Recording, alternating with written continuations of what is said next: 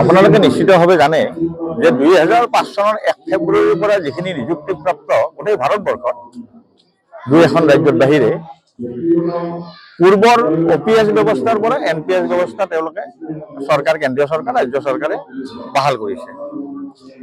আৰু তেতিয়াৰ পৰাই এই বিভিন্ন পৰ্যায়ত এই ব্যৱস্থাৰ বিৰোধ হৈ আহিছিল গোটেই দেশত। পৰৱৰ্তী আজি কেইটামান বছৰ ধৰি ব্যাপকভাৱে যিবোৰ ৰাজ্য আৰু কেন্দ্ৰীয় চৰকাৰৰ কৰ্মী ঠিক একেধৰণে অসমতো অসমৰ শিক্ষক, কৰ্মচাৰী যিসকলে NPS আওতাত সোমাইছে তেখেতসকলে এই ব্যৱস্থাৱলীৰ বিৰোধ কৰিছে আৰু OPSৰ বাহালিৰ দাবী অহৰ্নিশে জনাই আহিছে। তো এতিয়ালৈকে ৰাজ্য চৰকাৰ বা কেন্দ্ৰীয় চৰকাৰে এই ব্যৱস্থা গ্ৰহণ নকৰি তাৰ সলনি UPS ব্যৱস্থা লাগু কৰিবলৈ যত্ন কৰিছে আৰু এটা অপশ্যনেল কৰিছে যে NPSও থাকিব, UPSও থাকিব, যিয়ে যিটো চুজ কৰে। আমাৰ কথা হ'ল কেন্দ্ৰীয় চৰকাৰৰ বিভিন্ন কৰ্মী, বিভিন্ন ৰাজ্যৰ কৰ্মচাৰী, শিক্ষক অসমতো ইয়াৰ বিৰোধ আমি কৰি আহিছোঁ। আমি ইয়াৰ বিৰোধ কৰি যাম যেতিয়ালৈকে আমাৰ এই দাবী পূৰণ নহয়।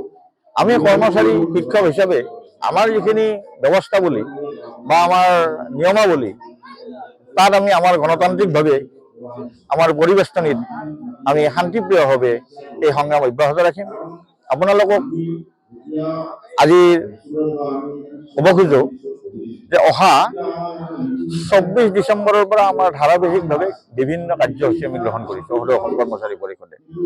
24 তাৰিখে আমাৰ এইবিলাক স্বাক্ষৰ সম্বলিত চিঠি আমাৰ দিব মুখ্যমন্ত্ৰী মহোদয়।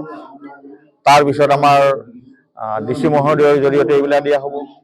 তাৰপিছত আমি বাইক ৰেলী কৰিম, পৰৱৰ্তী সময়ত আমি ধৰ্ণা কাৰ্যসূচী কৰিম। আৰু যেতিয়ালৈকে এই ব্যৱস্থাৰ পৰিৱৰ্তন নহ'ব তেতিয়ালৈকে ৰাজ্যৰ কৰ্মচাৰী সমাজ, শিক্ষক সমাজে তেওঁলোকে এই যিটো আমাৰ আশংকা এইকাৰণে যে NPSত আমাৰ যিখিনি তেখেতসকলে পায় একেবাৰে ন্যূনতম, তাক প্ৰাপ্য বুলি ক'ব নোৱাৰি, এই ব্যৱস্থাৱলীৰ পৰিৱৰ্তন কৰিব লাগে আৰু তেওঁলোকৰ ভৱিষ্যতৰ অৱসৰী জীৱনৰ যিটো আশংকা সেই আশংকামুক্ত কৰিব লাগে। এইটো আমাৰ ৰাজ্য চৰকাৰলৈ বিনম্ৰ অনুৰোধ। আৰু বিভিন্ন অন্য কথাও আলোচনা হৈছে। আমাৰ 8ম দৰমহা আয়োগৰ বিষয়ে আলোচনা হৈছে, কাৰণ ইতিমধ্যেই কেন্দ্ৰীয় চৰকাৰে এখন 8ম দৰমহা আয়োগ গঠন কৰিছে। তদ্ৰূপ অসমতো এই একে ব্যৱস্থা কৰিব লাগে। এই দাবীৰ প্ৰতি বৰ্তমান সঁহাৰি পাইছে নাই? কেন্দ্ৰীয় চৰকাৰৰ সঁহাৰিটোতে তেখেতসকলে NPSৰ আন্দোলনৰ পিছত UPS দি দিলে।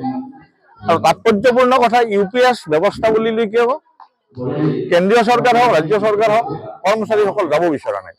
এতিয়ালৈকে ক'ৰবাত 30,000 নে 40,000 এমপ্লয়ীহে গোটেই এই লক্ষ লক্ষ কৰ্মচাৰীৰ সেই ব্যৱস্থালৈকে গতি কৰিছে। গতিকে নিশ্চিতভাৱে ইয়াক কেন্দ্ৰীয় চৰকাৰ, ৰাজ্য চৰকাৰ কোনো কৰ্মচাৰী ইয়াক গ্ৰহণ কৰিবলৈ বিচৰা নাই। গতিকে যিহেতু আমি কৰ্মচাৰীসকলে নিবিচৰা বিষয় এটা আমাক চৰকাৰে আমাৰ ওপৰত জাপি দিছে, গতিকে এই জাপি দিয়া বজাটো আমি আঁতৰাবলৈ নিশ্চিতভাৱে আমি আগবাঢ়ি যাম। যিকোনো খবৰৰ বাবে যোগাযোগ কৰক 7099017330 লগতে 7099017110 নম্বৰত।